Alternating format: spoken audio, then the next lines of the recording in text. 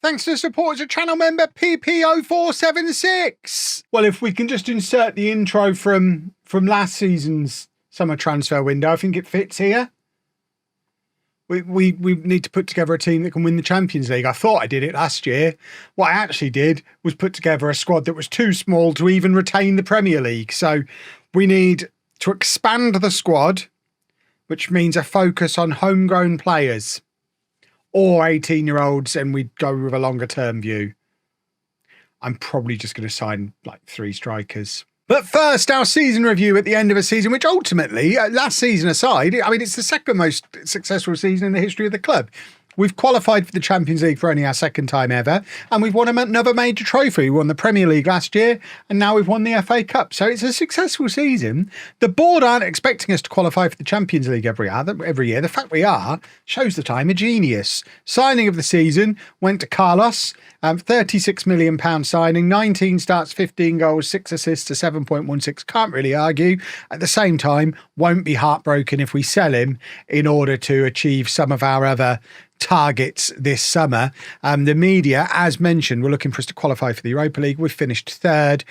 The big problem is this: we're maxing out our attendances on only 17,000 fans. There's also an argument that this isn't ideal. As much as we love Alan Cost, 15 goals for our top scorer, it's not ideal, especially when we're not abusing set pieces. Maybe we need to start abusing set pieces again.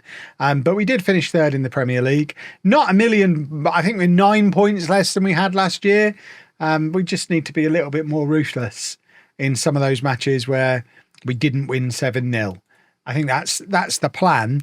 Money-wise, we've increased our sponsorships, but everything else has gone down, apart from prize money, because that's the Champions League. But I guess league finish stuff is what impacts all of this. And Yang sells more shirts than anybody, which is a bit of a surprise in a world where Mertens exists. But I mean, that is 5 very fancy, very nice attacking players that we've got there selling shirts. This was our team of the year: Drazic in goal, a back four of Lee, Shearlink, Vidal Santos, De Los Santos, Mialescu, Coppens, Escreda, Martins, Yang and Cost. Can't really argue with it. For the season upcoming, I wouldn't be upset if that was... I mean, obviously we've got a new right back, we've got a new left winger. I don't think we need to improve that 11. I think we need to improve the depth behind that 11. Interestingly, Carlos has won Fans Player of the Year. They might be quite upset if I do sell him. Young Player of the Year is Dylan at 7.4 average rating. How he doesn't win the overall Player of the Year, clearly I don't know how this works. Carlos also got signing of the season. Cost was top scorer on 24 goals, but as we saw before, only 15 of them were in the league. That does give us a bit more context though. And thinking about it, Carlos got the nod in the league quite regularly so that we could rest Cost in the same way as we would play Dylan ahead of Mertens in the league quite a lot. So that does balance things out a little bit. Escreda with 18 assists is why he's still starting on the left-hand side, even though theoretically he's not our best option there anymore. And Mertens got most man of the matches and highest average rating. And again, we'll probably be thinking, how am I not Player of the Year? And also, how is that the highest average rating when that one's even higher? Competition awards: Mertens won FIFA Best Under 21 Men's Player and Cost won European Golden Boy. It's a good generation of Belgian youngsters. And in fact, I did check, Belgium are ranked #1 in the world as well. So Belgium, quite good. And we've also set our own records for assists in a season and highest transfer fee received. I am conscious of this. I turned 63 in this save this summer. And I think we do put a clock on this. I've got to finish the Pentagon before normal retirement age, which in the UK is 67. I've got 4 more seasons. If we haven't won the Champions League in 4 years, I have failed. We need to add a little bit of jeopardy. It's going to be possible for me to fail.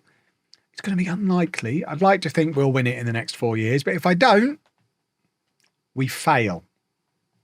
There we go, boys and girls. Little bit of jeopardy for you.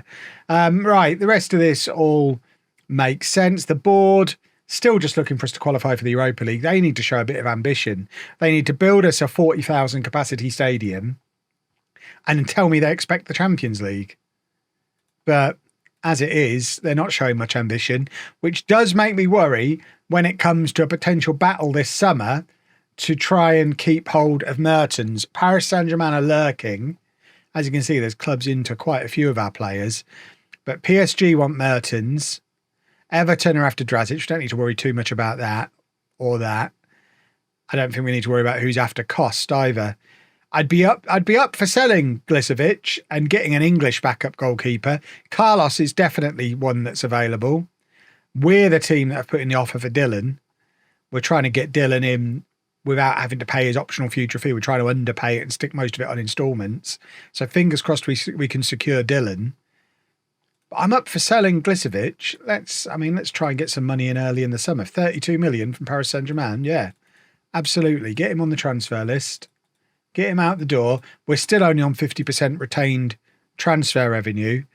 So we do have to do a lot of wheeler dealing. But at the very least, this should generate us the money we need to get Dylan in. Let's just ask the question about Carlos. No, we're not going to offer him out. I am interested if we get offers for him. The rest of them I do want to keep for now. But yeah, I think an English backup goalkeeper is a sensible thing for us to have. Otherwise, there's not really much to let go from the current active squad. The players we're going to be looking to get rid of are all the ones that are out on loan that are now coming back. There is going to be a lot of selling to do on the 1st of July, but that doesn't help us with getting Dylan before the end of his loan. I mean, frankly, Gary, you may as well. I'm actually a little bit insulted that you've even sent me that email. I don't really understand why you've bothered with that. Of all of the pointless things, an extra 2,500 seats. Oh, goody, we'll be able to fit nearly 20,000 fans in. Well, that puts us right up there on Real Madrid's level. Pathetic, Gary. It does make me feel a little bit better getting knocked out of the Champions League by Arsenal, knowing that they did then go on to win it. So being knocked out by the eventual winners, I guess, softens the blow a little bit. But then also makes me think, well, if we'd have beaten them, we'd have won it because they did, and we lost out to them by 1 goal. So that then in turn makes me feel worse again. Mertens has won Champions League best goal and presumably has got into he hasn't even got in the Dream 11 leaded. Mertens didn't, which is absolute madness.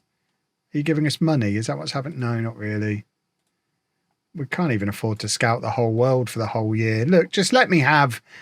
I mean, that's nice. A little bit of a cash injection. Can I now spend that on players, please? No? Brilliant. Well, the transfer window has opened up and we have done some business. The first piece of business, in fact, was Glisovic going to Paris Saint-Germain, £32.5 million. Good piece of business all round, really. We spent 23 million on him. He never established himself that year. He tried to, and then was back up all last season. We were giving him over 100 grand a week. Getting rid of him at a profit, magical. This is his replacement. Chris King's a 32-year-old English goalkeeper, 2.5 stars of current ability, not good enough to be the starter, doesn't need to be, happy to be the backup, on a backup salary. He's been at West Ham forever. He has got a few seasons as a Premier League starter under his belt, some big transfer fees in his past as well. But most importantly, he's a decent backup goalkeeper. And we've also got Dan Pearce, who's been out on loan at Hamburg this season, who can vie with him as backup keeper. So we're also trying to get rid of Schweiker, which means we'll have 2 homegrown in England backup goalkeepers, which would be ideal and help with that Champions League squad. Which another thing that will help with the Champions League squad long term is Herve Disserens, an 18-year-old Swiss international centre-back. He's only 5'10". I'm hoping at 18 he's going to keep growing. In the meantime, I'm going to teach him to play right back because obviously 5'10" centre-back is not going to happen. But at 18 years old, the important thing is he will become homegrown at club. So we have to make sure we don't accidentally loan him out. So let's get him up into the senior squad so we don't forget he exists. We've also got Daniel Williams, who's a 19-year-old full England international, 6 caps for England already at 19, 6'4", 15 acceleration, 15 pace, 16 finishing. He's like, if you designed a striker in a lab, it would be Daniel Williams. He just needs time to develop, but he'll get that because he's not going to be straight into the first team. And then we've also got another wonder kid, Javier Hernandez, a 19-year-old Mexican under-23 international, probably is ready to be in the first team mix. Obviously, he's competing with Yang and Cost on that right-hand side, but if he's good enough, he'll force his way through. But the really exciting news is we have got Celestine Dillon is confirmed. 15 million up front, 45 million on the Never Never. Dillon is joining us permanently after a very important, only 11 starts, but so crucial to have him as the backup to Mertens, and he'll continue in that role for us next season. All of which means we are spent up and currently failing Champions League FFP, which would be a disaster, but we've got a whole load of players who are out on loan about to return to the club. So once we hit 1st of July and they're back, we're going to be doing a lot of selling and not so much buying, I don't think.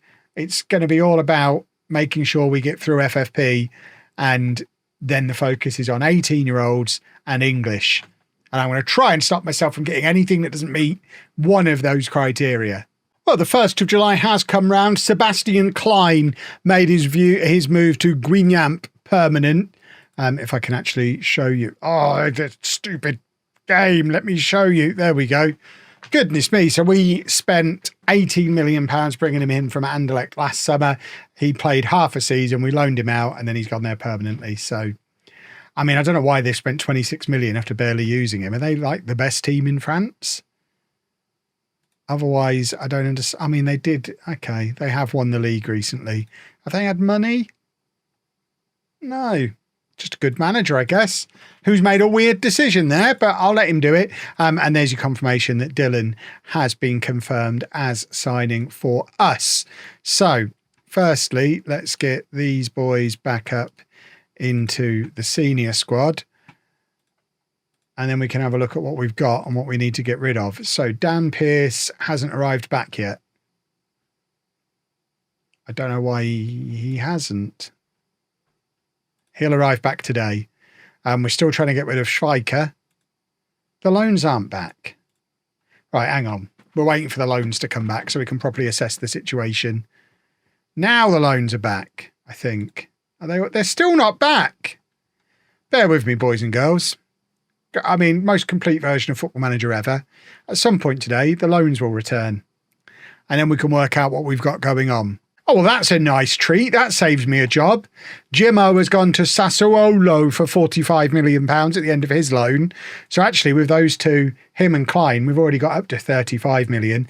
Look at the amount we're spending on wages now that we've got all of our loans back, though. And I think they are now all back. So there is quite a few of these boys that we need to get rid of. So he is get rid of number one, because we definitely don't need him. So get him gone. At left back, we're going with Lee and Jaramillo as his backup. Asghari can stick around but might need to be loaned out again if he's going to get a grumpy on. We'll judge the centre-backs when we get to centre-back. At right back, we've got Albinusin and De Los Santos as his backup, which means Rincon definitely needs to go. So let's get him. Yeah, he's on the transfer list. Get him gone. And then... Okay, and then at centre-back, we want Vidal Santos, Shearlink, Fayal, Lira, who's now back from a loan and looking quite good. So let's get him off the loan list and we'll keep him around. And then these guys we want shot of. So Lopez can go. Who wants Lopez? 24 million? Yeah, we take that for sure. And then Gomis can go. Who wants Gomis? Nobody. Offer him out. He's already on the transfer list. Dante Cruz.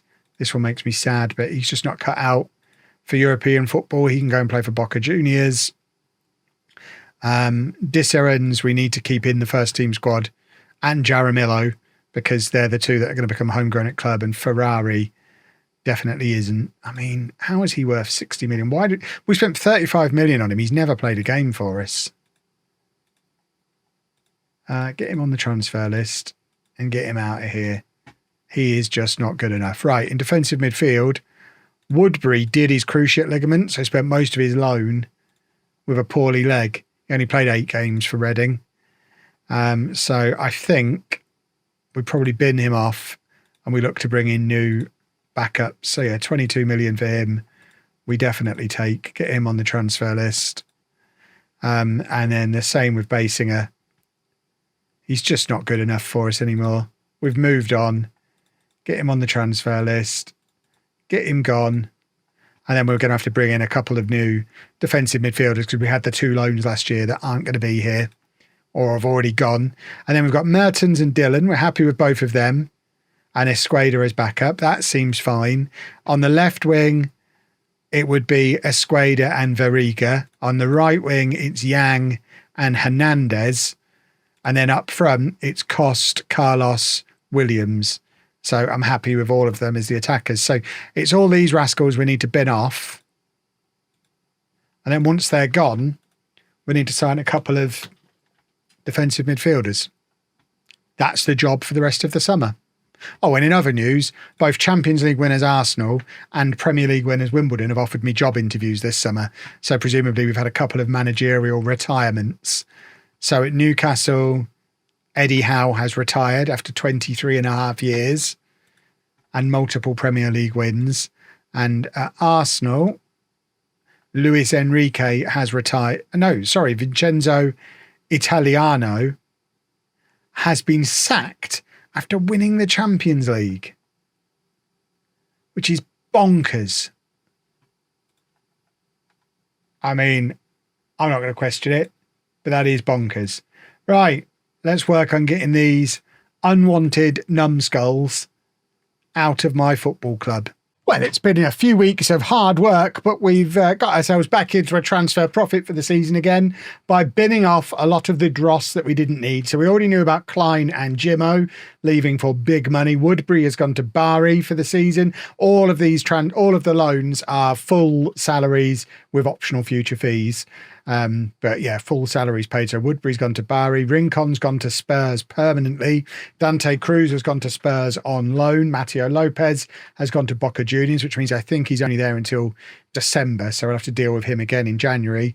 Marquez is just a youth player. Gomez has gone to Angers. Asgari has gone to Troy. That one doesn't have an optional future fee. He's there for player development, not because we don't want him. And Basinger has gone to Guignamp, all of which means we've now got £95 million in our transfer budget.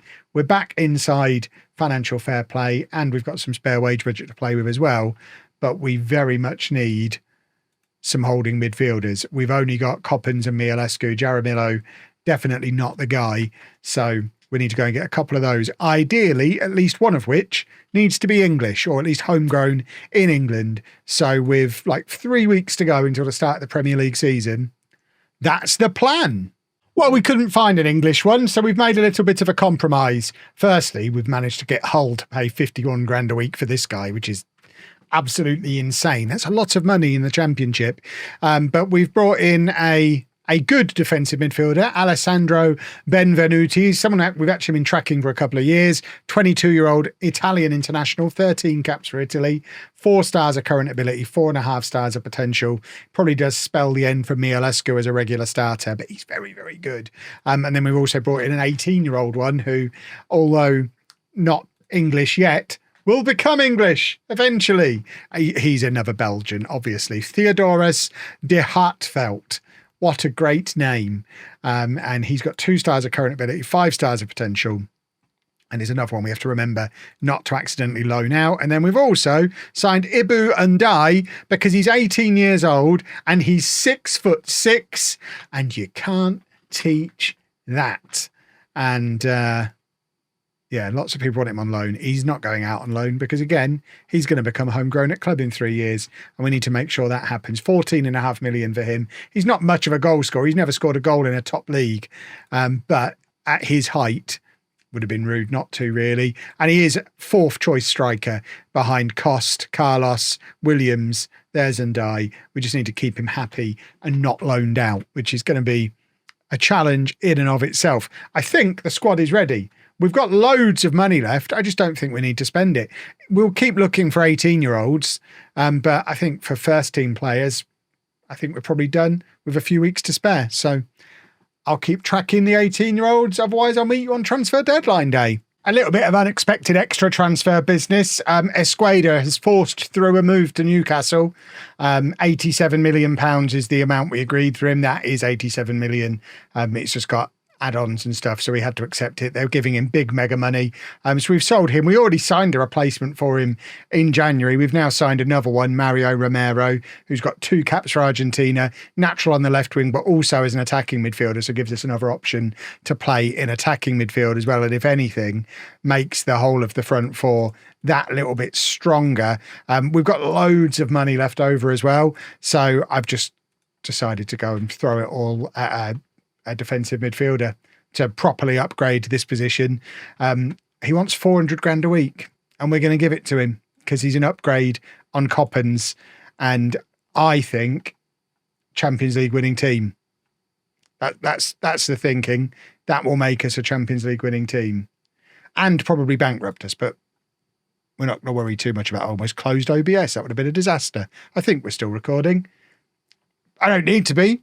I'll see you the other side of all these matches now. Well, we had one more little bit of transfer shenanigans because just after the guy who was keeping out of the team left, the other left winger, Sven Veriga, who we signed last year and was just, I mean, he'd just become our first choice left winger and decided he wanted to leave on loan. So he's gone to Everton on loan for the season. To replace him, we've brought in yet another Belgian, Jen Carton, who can play anywhere across the attacking midfield 3. Loads of potential. We love a young Belgian.